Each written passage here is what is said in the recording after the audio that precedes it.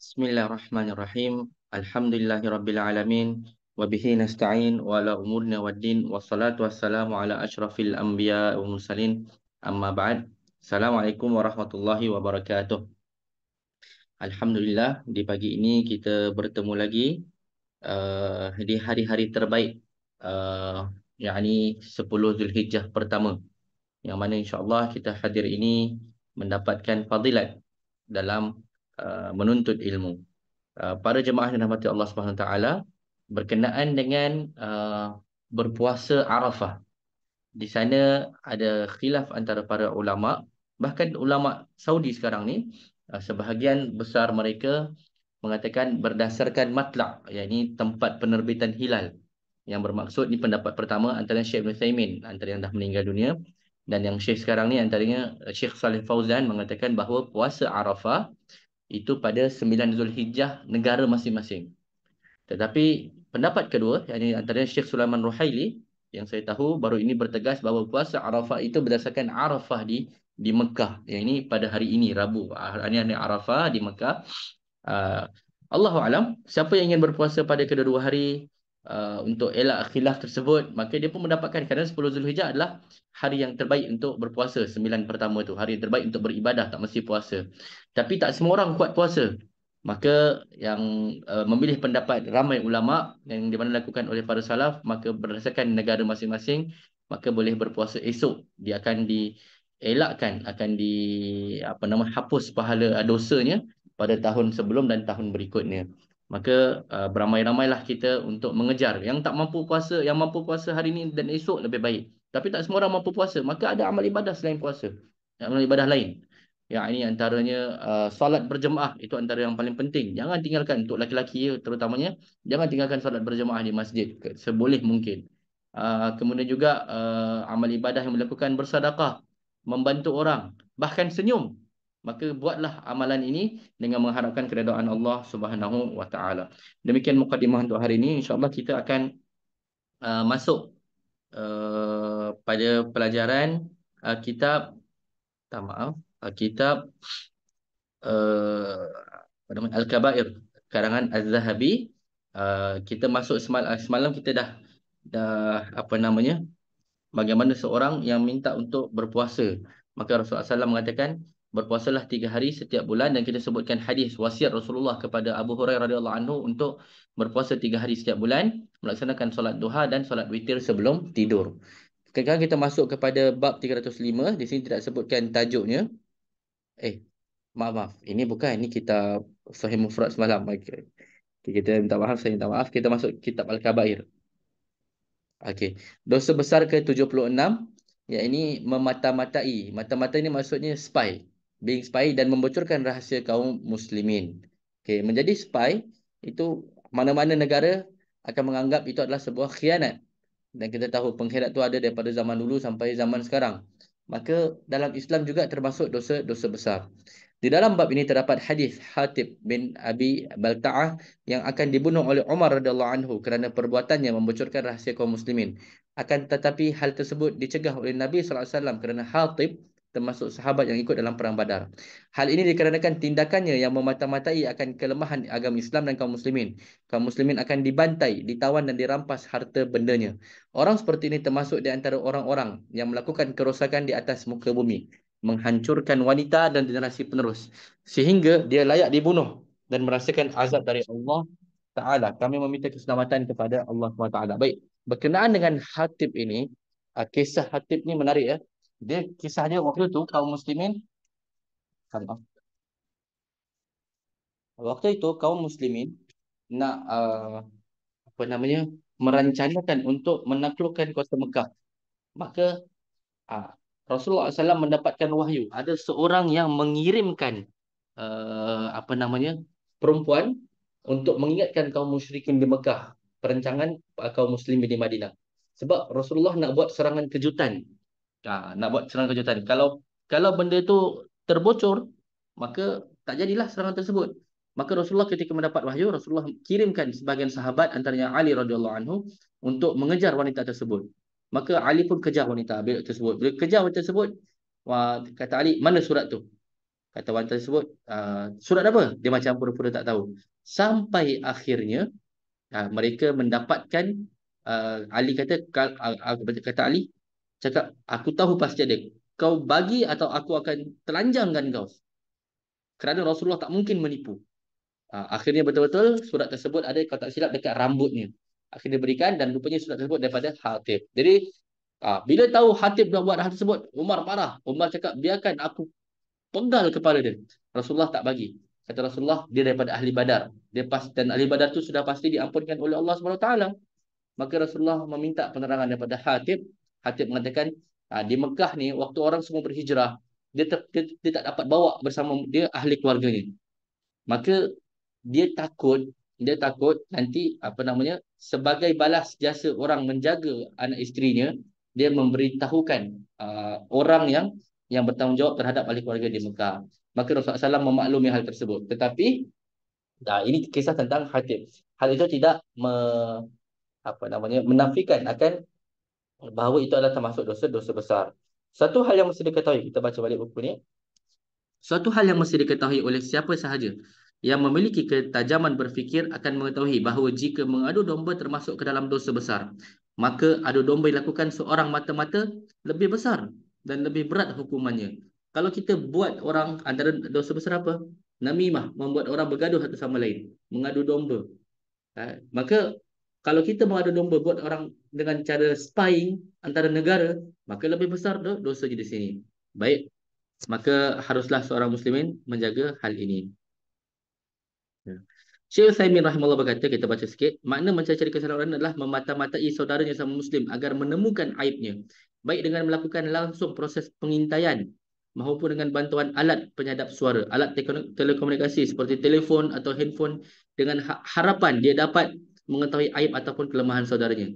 Semua perbuatan yang bertujuan untuk menelanjangi aib seseorang disebut dengan perbuatan mencari-cari kesalahan orang lain. Sedangkan Allah melarang hal tersebut dalam ayat, Ya ayyuhalladzina amanu ijtanibu katsiran minadh-dhanni inna ba'dadh-dhanni itsmun wa la tajassasu. Wahai orang-orang beriman, jauhilah kebanyakan dari prasangka. Sesungguhnya sebahagian prasangka itu adalah dosa, dan janganlah kamu mencari-cari kesalahan orang lain. Ini adalah hal yang, ini zaman Syekh Utsaimin, belum ada Facebook macam sekarang. Belum ada TikTok, belum ada hal-hal yang berlainan. Sekarang kita sengaja mencari kesalahan orang yang kita tak suka, lalu kita sebarkan dalam grup-grup lain. Contoh, seorang ustaz yang kita nampak dia tak berpendapat tak seperti pendapat kita. Ustaz tersebut mengatakan kunut tu boleh. Padahal kita tahu ustaz tu daripada Madinah. Ini sebagai contoh. Walhal ustaz tersebut menyampaikan hakikat tentang perbezaan fiqh, mazhab fiqh. Maka dia kata, dia sebarkan video ustaz tersebut ke ustaz-ustaz yang lain. Ini termasuk dosa besar, tuan-tuan dan puan-puan. Dan ini berlaku di kalangan penuntut ilmu. Subhanallah. Dan ini berlaku bahkan sampai di Madinah di kalangan penuntut ilmu yang membuat gaduh antara para masyayikh. Dan berhati-hatilah dengan orang. Kalau kita ada benda jadi, maka berhati-hatilah. Ya. Bermintalah ampun kepada Allah. Dan ingat, dosa kepada Allah kita boleh minta ampun. Tetapi dosa kepada manusia, kita kena minta ampun terhadap orang tersebut. Kalau orang tersebut yang kita buat, kalau ustaz tersebut dikata, akhi, saya boleh maafkan awak, tapi awak kena tarik balik daripada semua yang awak pernah kata. Apa yang dia bagi tahu kat Facebook, apa yang dia bagi tahu kat grup WhatsApp, apa yang dia bagi tahu dekat orang lain, dia kena tarik semua. Macam bagaimana mungkin ribuan orang telah membacanya. Maka dia kata Imam Nawawi, sesungguhnya la in aznabta billahi, seandainya kau berdosa dengan Allah, maka itu lebih baik. Bukan maksud dosa terbaik tak, tapi lebih kurang dosanya dibandingkan kau berdosa dengan 70 orang manusia. Maaf, terbaik. Sekarang kau berdosa dengan Allah 70 dosa, maka itu lebih ringan daripada engkau berdosa dengan manusia. Kenapa? Dengan Allah kau bertaubat dan surah, insya-Allah Allah ampunkan. Tetapi dengan manusia, berhati-hati, kau kena ambil redha dia semula. Baik, kita masuk kepada, ini panjang tentang khianat. Kemudian kita masuk beberapa perbuatan. Dengan demikian kita sudah selesai lebih kurang 70 dosa, lebih dalam dosa-dosa besar. Tetapi ada beberapa tambahan daripada muallif kitab. Ini beberapa perbuatan yang diperkirakan termasuk dosa besar. Nabi SAW bersabda, okay, La yu'minu ahadukum hatta yuhibba li akhihi ma yuhibbu li nafsihi. Tidak beriman salah seorang dari kalian sebelum dia mencintai suatu untuk saudaranya apa yang dicintai untuk dirinya. Nabi SAW bersabda, La yu'minu ahadukum hatta akuna ahabba ilaihi min ahlihi wa waladihi wa nafsi wan nasi ajma'in. Tidak beriman salah seorang dari kalian sebelum aku Rasulullah menjadi orang yang lebih dia cintai daripada keluarganya, anaknya, dirinya sendiri dan seluruh manusia. Nabi SAW bersabda, La yu'minu ahadukum hatta yakuna hawahu taba'an lima ji'tu bihi. Tidak beriman salah seorang daripada kalian sebelum hawa nafsunya mengikuti suatu ajaran yang aku bawa.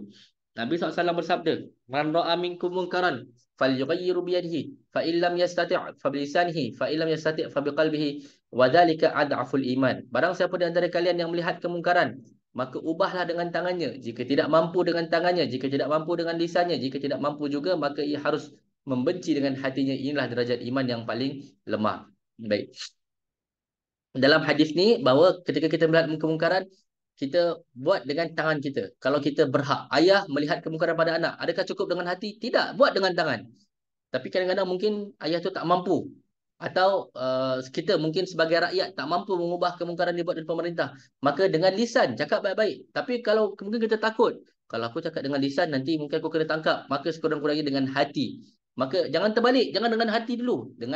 Dengan perbuatan, kalau tak mampu baru dengan perkataan, tak mampu baru dengan hati. Sedangkan tiga hadis berikutnya tentang dikira orang yang beriman termasuk orang yang mencintai untuk saudaranya. Kemudian mencintai Rasulullah lebih daripada anak diri dan seluruh manusia. Kemudian adalah mengikutkan hawa nafsunya. Yang ini dia menolak hawa nafsunya. Kalau ada qala Allah, qala Rasulullah, dia tolak hawa nafsunya, ketepikan semuanya. Barulah dikira beriman. Kemudian kita baca hadis berikutnya, riwayat Muslim, Rasulullah sallallahu alaihi wasallam bersabda, "Faman jahadahum biyadihi fahuwa mu'min, wa man jahadahum bilisanihi fahuwa mu'min, wa man jahadahum biqalbihi fahuwa mu'min, wa laisa wara'a dzalika minal iman habbatu khardalin." Barang siapa yang berjihad terhadap mereka dengan tangannya, maka dia adalah seorang mukmin. Barang siapa yang berjihad terhadap mereka dengan lisannya, maka dia adalah seorang mukmin. Barang siapa yang berjihad terhadap mereka dengan hatinya, maka dia adalah seorang mukmin. Setelah ini tidak ada keimanan meskipun hanya sebesar biji sawi. Dari hadis di atas terdapat dalil bahawa barang siapa yang tidak mengingkari kemaksiatan dengan hatinya serta tidak berkeinginan untuk menghilangkannya, maka ini menunjukkan bahawa di hatinya tidak ada keimanan. Di antara bentuk jihad hati iaitu berharap kepada Allah agar dia menghilangkan kebatilan dari pelakunya atau memperbaiki mereka, memberi petunjuk kepada para pelaku kebatilan.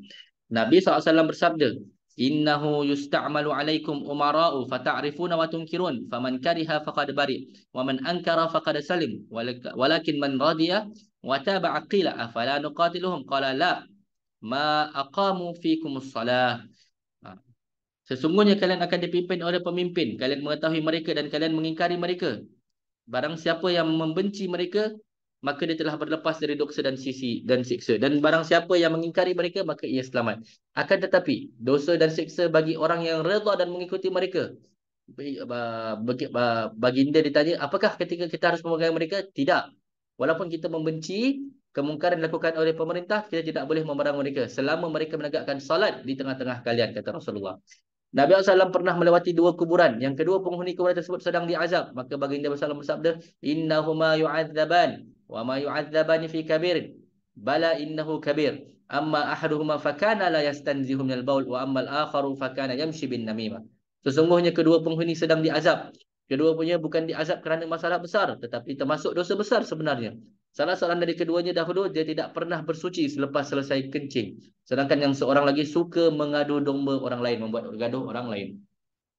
Ibnu Umar berkata, Nabi SAW bersabda, Man a'ana ala khusumatin bighairi haqqin kana fi sukhtillah hatta yanzi'a.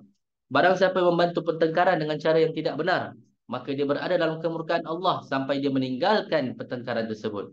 Nabi SAW bersabda, Al-makru wal khadi'atu finnar. Maka dan tipu daya akan masuk ke dalam neraka. Nabi SAW bersabda, ini semua termasuk dosa besar yang dikumpulkan yang tak termasuk daripada bahagian yang dibahagi oleh muallif tadi, oleh penulis kitab. Nabi SAW bersabda, La'anallahul muhallila wal muhallala lahu. Allah melaknat muhallil dan muhallal lahu. Apa muhallil?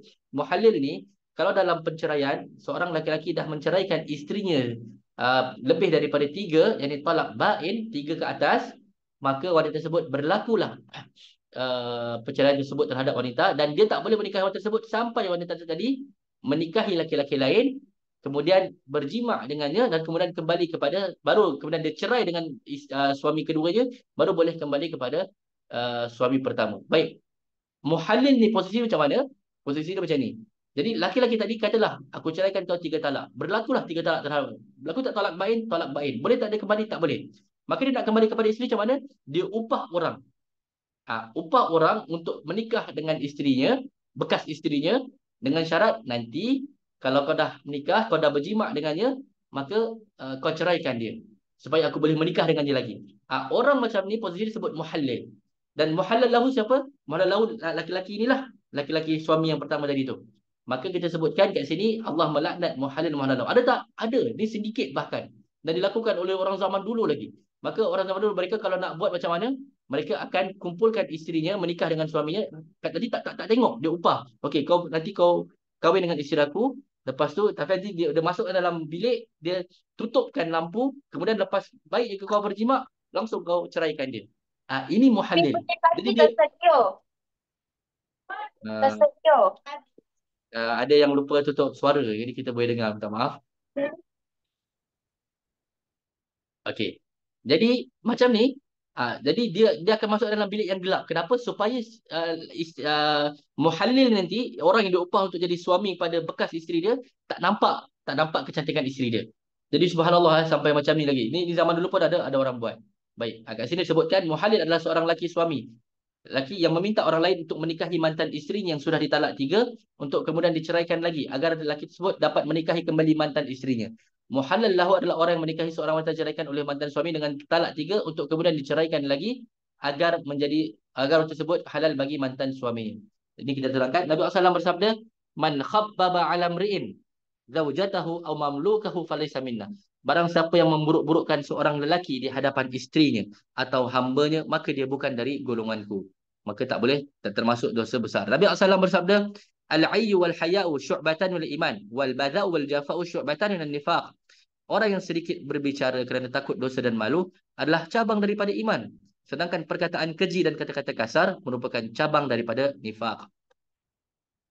Nabi SAW bersabda, "Al-haya'u minal iman, wal imanu fil jannah, wal baza'u minal jafa'i, wal jafa'u fil nar." Malu itu bahagian dari keimanan, sedangkan keimanan itu dalam syurga. Perkataan keji itu bahagian dari kekasaran, sedangkan kekasaran itu dalam neraka. Baik. Abu Bakrah diriwayatkan dari Muhammad bin Amr bin Abu Salmah Abu Hurairah. Kedua tersebut sahih. Nabi SAW bersabda, "Man mata wa laysa alaihi imamu jama'atin fa inna mautatahu mautatun jahiliyatun." Barang siapa yang mati dalam keadaan tidak ada imam jemaah, tidak berjemaah, maka sesungguhnya matinya ia seperti mati zaman jahiliyah. Maka berjemaah ni apa? Berbaiat dengan imam. Kita taat kepada imam walaupun imam tu fasik, walaupun kita harus taat kepada imam, kepada pemerintah. Imam ni bukan imam solat tapi pemerintah. Sulaiman bin Musa berkata bahawa telah meriwayatkan kepada kami Waqas bin Rabi'ah dari Al-Mustawrid bin Shaddad bahawa Rasulullah SAW bersabda, "Man akala bi muslimin aklatan at'amahu Allah biha aklatan min narin yaumal qiyamah.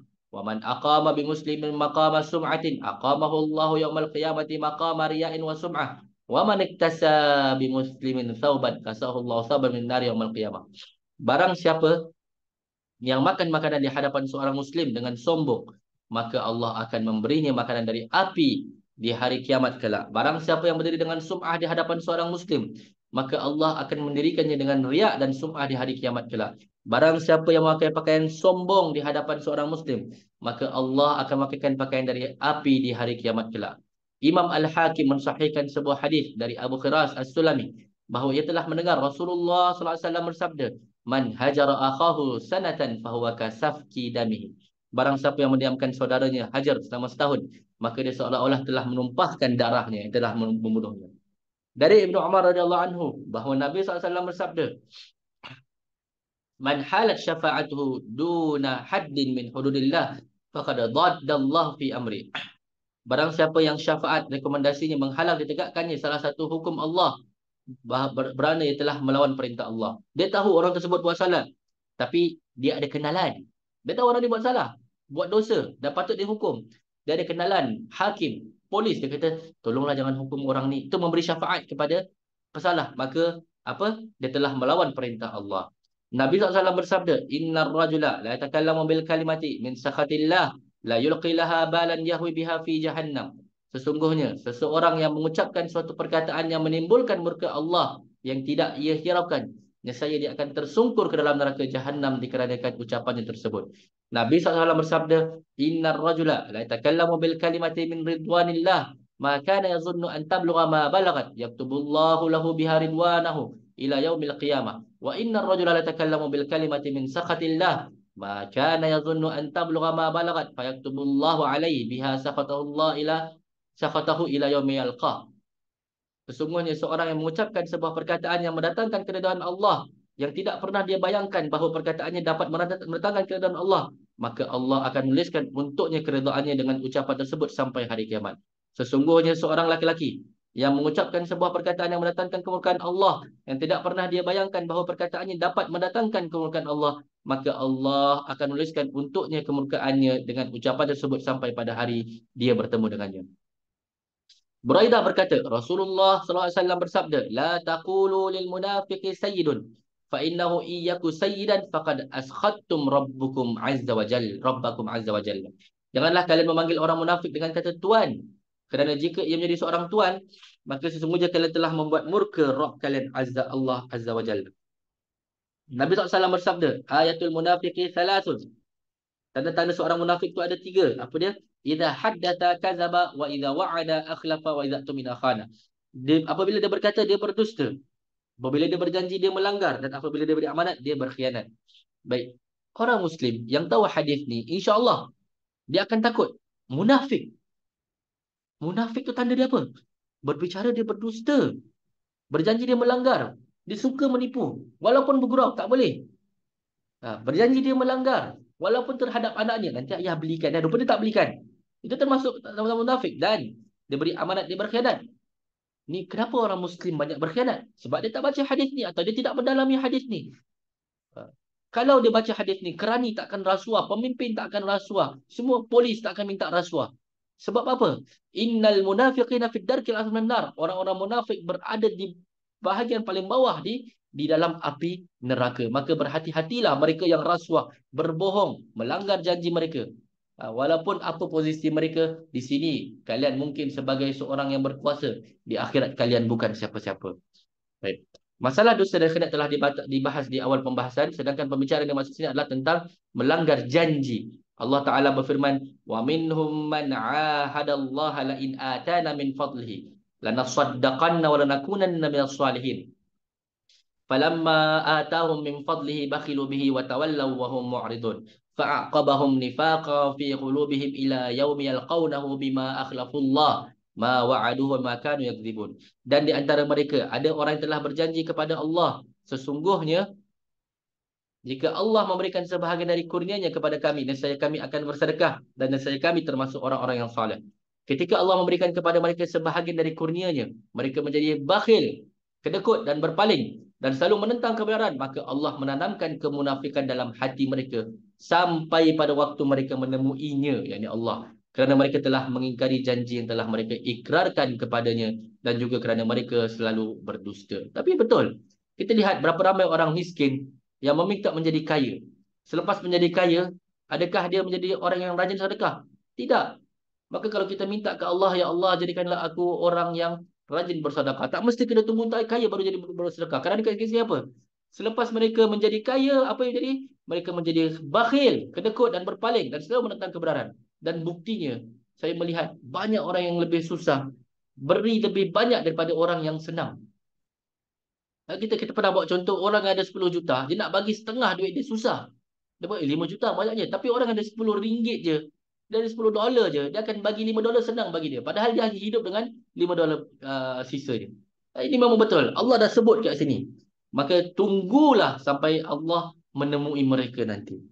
Kerana mereka telah mengingkari janji mereka. Dari Zaid bin Arqam radhiyallahu anhu secara marfu' bahawa beliau bersabda, Man lam ya'khudh min syaribihi falaysa minna. Barang siapa yang tidak memotong kumisnya, yakni misainya, maka dia bukan golonganku. Antara sunnahnya adalah apa? Memotong atau memendekkan apa namanya kumis. Kumis ni misai. Wait, tapi macam mana dengan janggut? Ini ada dia punya hadis.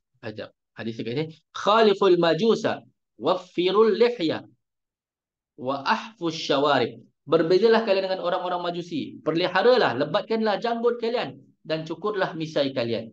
Tapi Ustaz, saya janggut ni dah semacam rimas lah. Tak boleh lah. Ya ikhwan, wahai para laki-laki yang di luar sana, perhatikan perkataan ini. Ha? Rasulullah menyuruh kalian untuk memanjangkan janggut kalian. Kenapa kalian memendekkannya? Kenapa kalian kata, seandainya aku bertemu dengan Rasulullah nanti, apa yang akan kita katakan? Ya Rasulullah, aku hanya menganggap ini sunnah. Kita menganggap itu sunnah, sedangkan itu adalah sunnah Rasulullah yang kita mengaku kita cinta kepadanya. Panjangkanlah janggut kalian. Tapi, Ustaz, saya tak boleh lah. Pekerjaan saya tak memberikan saya keizinan untuk memasang janggut. Subhanallah. Kalian mencintai pekerjaan kalian daripada agama kalian. Dan kalian mengaku sebagai Muslim cinta Rasulullah. Subhanallah. Jadi daripada sekarang, yang belum ada janggut, berusahalah untuk memanjangkan janggutnya. Yang ada misai yang tebal, potonglah misai kalian. Kecuali sekarang ni lah, siapa yang nak apa nama, nak berkorban, maka tak boleh potong apa-apa bahagian daripada badan dia sampai dia telah berkorban nanti. Baik. Al-Hasan Al-Basri berkata, Umar bin Khattab radhiyallahu anhu berkata, sungguh ingin rasanya aku mengutus beberapa orang ke semua pelosok negeri, kemudian memeriksa setiap orang Muslim yang belum beribadah haji. Barang siapa yang memiliki kemampuan tetapi orang tersebut tidak melaksanakan ibadah haji, maka hendaklah mereka mengambil jizyah dari orang-orang tersebut kerana mereka bukan termasuk kaum muslimin. Jizyah ni adalah teks atau cukai yang dikenakan terhadap kaum bukan Islam oleh pemerintah Islam. Maka Umar suruh, radhiyallahu anhu suruh, siapa yang tak buat haji dan dia mampu, maka ambillah jizyah, cukai, kerana dia bukan muslimin, bukan daripada golongan kaum muslimin. Baik. Bagi yang melaksanakan haji, saya lihat kat sini dalam grup ada salah seorang daripada peserta haji.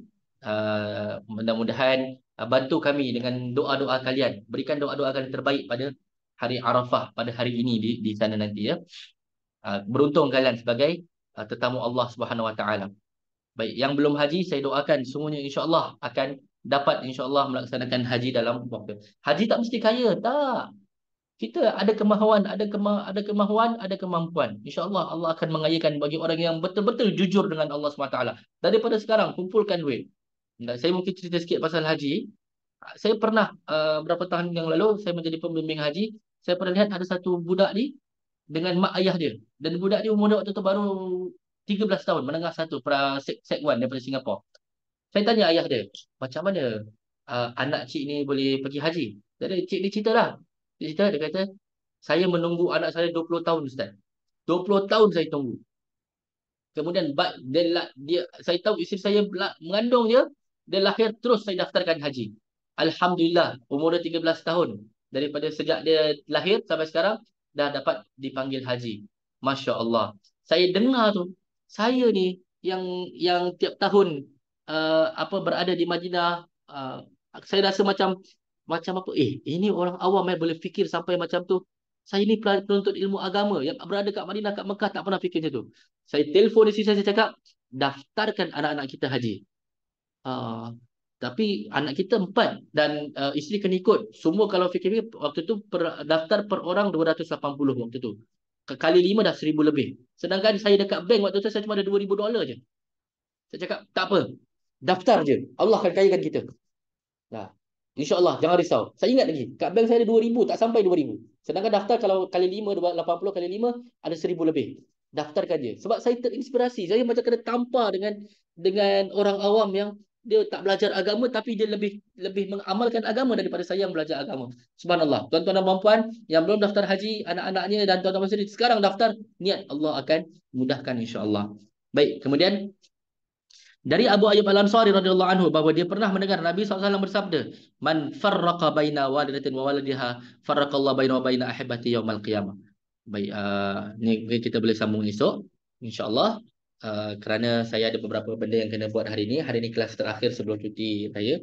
InsyaAllah besok kita mungkin akan habiskan. InsyaAllah bagi yang tak berpuasa, besok waktu terbaik untuk berpuasa, rugi ditinggalkan.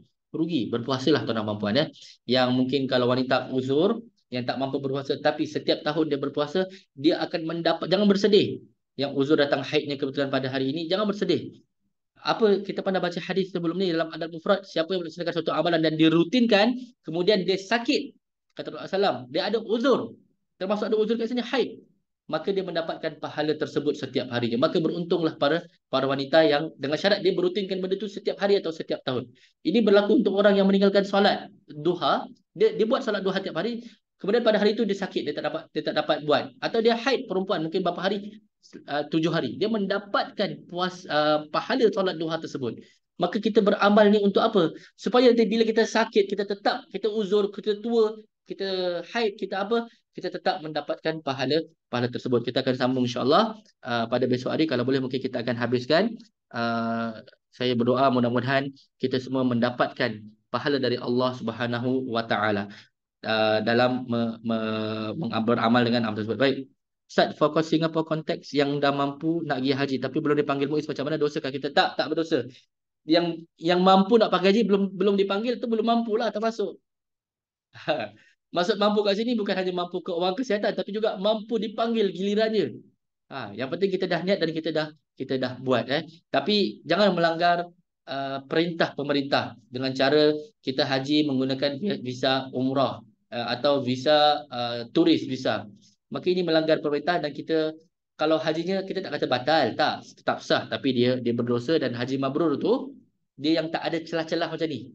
Celah-celah melanggar dosa, membuat yang haram dengan sengaja atau meninggalkan yang wajib dengan sengaja. Mudah-mudahan Allah Ta'ala memberikan kita ilmu yang bermanfaat. Allah manfa'na bima 'allamtana wa 'allimna ma yanfa'una warzuqna uluman tanfa'una fid dunya wal akhirah. Berikan doa terbaik kalian pada hari ini dan esok.